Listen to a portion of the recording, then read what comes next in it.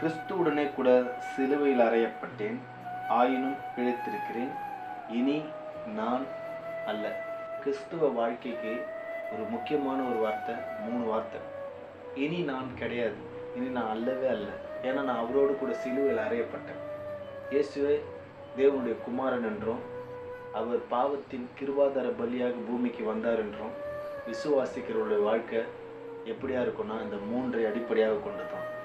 பவுல் சொல்றாரு, சிலுவையில் அறையப்பட்ட செத்துட்டேன், அவரால் நான் பிழைச்சிருக்கிறேன், அவர் தான் என்னை ஆளுகை செய்யும். பரலோகத்தில் சாட்சிடுறவர் 3, பரிசுத்த ஆவி, பிதா, குமாரன். பூலோகத்தில் ஆவி, ஜலம், ரத்தம். இதுதான் சாட்சி. ஒரு சாட்சிக்கு 2, 3 தேவை. 2, 3 இருக்கும், ஸ்ட்ராங்காக இருக்கும் அந்த சாட்சி உண்மை. அது போல தான் கிறிஸ்து நமக்குள் வாழ்கிறார் என்பதற்கும், கிறிஸ்துவோடு கூட நாம் ஐக்கியப்பட்டவர்கள் என்பதற்கும்